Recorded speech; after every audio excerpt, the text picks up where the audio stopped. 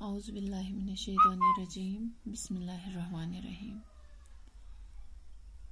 5वीं जमात की तलबा व तालिबात, अस्सलाम वालेकुम व रहमतुल्लाह। क्या हाल है? आप ठीक हैं? शाबाश। तो प्यारे बच्चों, आप अपनी किताब का सफ़ा नंबर 89 खोलें। हमारा आज का उन्वान है मैरी क्यूरी। एक इक्तिबास तो इसका पढ़ा हमने कल पिछली वीडियो में, और इनके बारे में हमने ये पढ़ा कि मैरी क्यूरी बहुत ही मेहनती अजीम खातून साइंसदान थी, और उन्होंने एक ऐसा जौहर दरियाफ्त किया जो निहायत ही कारआमद है, जो बहुत सी मुहल्लिक बीमारियों के इलाज में भी काम आता है, जिसे क्या कहते हैं? शाबाश, रेडियम। Very good. और ये भी पढ़ा हमने कि ये कब पैदा हुई और कहाँ पैदा हुई। शाबाश, आपको याद होगा। जी हाँ, ये 7 नवंबर 1867 ईस्वी में पोलैंड के एक शहर वारसा में पैदा हुई। और उनके जो वालिदैन थे वो इनके वालिद साहब एक स्कूल में रियादी और फिजिक्स के उस्ताद थे, और माँ एक बोर्डिंग हाउस चलाती थी। ये भी मैंने आपसे कहा था कि ये पहली खातून है जिसको नोबेल प्राइज़ मिल चुका है, और वाहिद फर्द है जिन्होंने साइंस के 2 मुख्तलिफ शोबों तबियात और कीमिया में नोबेल इनाम हासिल किए हैं। तो चलिए हम आज का ये सबक शुरू करते हैं यहाँ से। शाबाश। मैरी क्यूरी को बचपन ही से पढ़ने लिखने का शौक था। वो बड़ी मेहनती और ज़हीन थी। अपने वालिद से अक्सर तबियत के बारे में पूछती रहती थी और इसके बारे में सोचती रहती थी। हाई स्कूल का इम्तिहान पास करके वो आला तालीम हासिल करना चाहती थी, लेकिन उनके वालिदैन आला तालीम का खर्च बर्दाश्त नहीं कर सकते थे। मैरी क्यूरी को ज़ोरास्की ख़ानदान के बच्चों को पढ़ाने और उनकी देखभाल करने की नौकरी मिल गई। इस तरह से आला तालीम के लिए पैसों का इंतज़ाम हो गया और वो पेरिस चली गई, जहाँ 1893 ईस्वी में उन्होंने फिजिक्स में एमएससी की डिग्री हासिल की। 1894 ईस्वी में उन्होंने रियाजी में भी डिग्री हासिल की। इस दौरान उन्होंने कई ज़बानें भी सीख ली। वो अपनी मादरी ज़बान पोलिश के अलावा फ्रांसीसी, जर्मन और रूसी ज़बानें पढ़ और लिख सकती थी। प्यारे बच्चों, ये जो मैरी क्यूरी थी एक अजीम खातून साइंसदान, इसको बचपन से ही बहुत शौक था पढ़ने लिखने का, और ये बड़ी मेहनती थी, बड़ी ज़हीन थी। अल्लाह ताला ने इसको बड़ा ज़हीन बनाया था बचपन से ही। और चूँकि इसके वालिद साहब जो थे वो उस्ताद थे, और ये अक्सर उनसे तबीयत के बारे में पूछती रहती थी। प्यारे बच्चों, मैं आपको बता दूं कि तबीयत एक ऐसा इल्म है, इल्मुल अजसाम जिसको हम कहते हैं, यानी वो इल्म जिसमें अजसाम के तगय्युर तबदुल और उनकी खासियत से बहस की जाती है। इस बारे में अक्सर अपने वालिद साहब से पूछती रहती थी, बहस करती रहती थी, जानकारी हासिल करती थी अपने वालिद साहब से, और फिर सोचती रहती थी इस बारे में।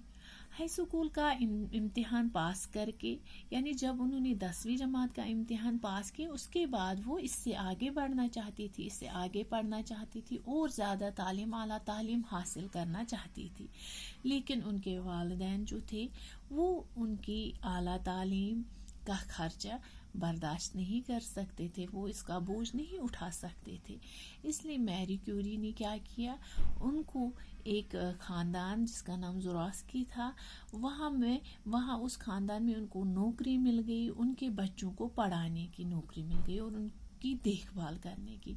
तो इस तरह से मैरी क्यूरी ने वो नौकरी की और अपनी आला तालीम को पाने के लिए, हासिल करने के लिए पैसों का इंतज़ाम किया। जब पैसों का इंतज़ाम हो गया तो वो पेरिस चली गई, जहाँ انہوں نے 1893 عیسوی میں فزکس میں MSc کی ڈگری حاصل کی اور میتھس میں بھی، ریاضی میں بھی، یعنی علم ہندسہ جس کو ہم کہتے ہیں، حساب جس کو ہم کہتے ہیں، 1894 عیسوی میں انہوں نے اس میں بھی ڈگری حاصل کی ریاضی میں.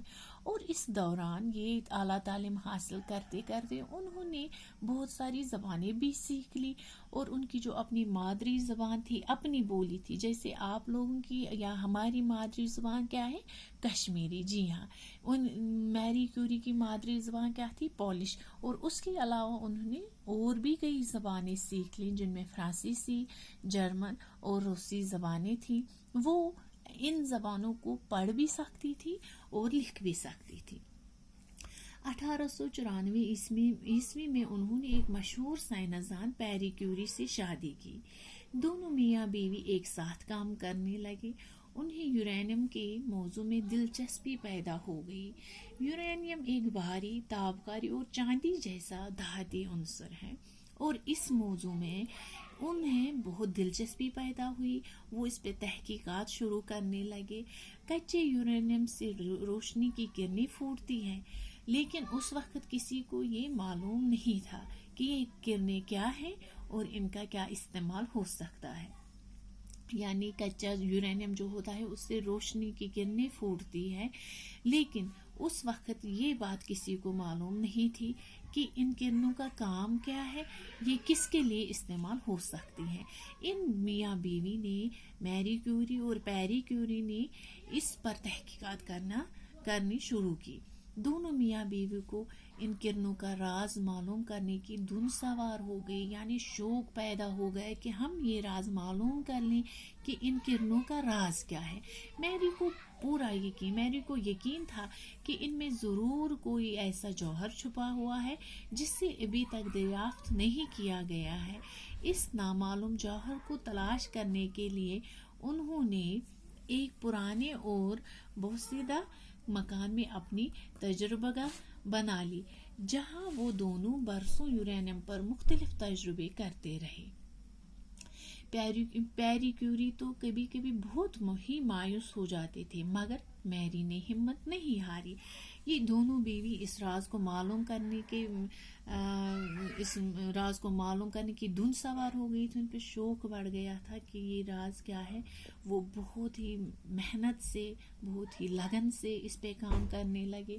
ان کو یقین تھا، میری جو تھی اس کو پورا یقین تھا کہ اس میں ضرور ایسا کوئی جوہر چھپا ہوا ہے، ایسا کوئی بید، ایسا کوئی راز چھپا ہوا ہے جو ابھی تک دریافت نہیں کیا گیا ہے. اس لیے اس نامعلوم جوہر کو، یعنی وہ چیز جو بذات خود قائم ہو یا ایٹم جسے ہم کہتے ہیں، اس کو تلاش کرنے کے لیے، کھوجنے کے لیے انہوں نے ایک پرانے اور ٹوٹے پھوٹے، بوسیدہ مانا ٹوٹا پھوٹا پرانا مکان میں اپنی ایک تجربہ گاہ بنا لی، جہاں پہ وہ دونوں بہت سالوں تک اس یورینیم پر مختلف تجربے کرتے رہے. پیری کیوری، جو میری کیوری کے یہ شوہر تھے، وہ کبھی کبھی بہت مایوس ہو جاتے تھے، لیکن جو میری تھی انہوں نے کبھی ہمت نہیں ہاری. انشاءاللہ اگلی ویڈیو میں ہم اس سے آگے بڑھیں گے اور پڑھیں گے اس بارے میں. باقی وسلام.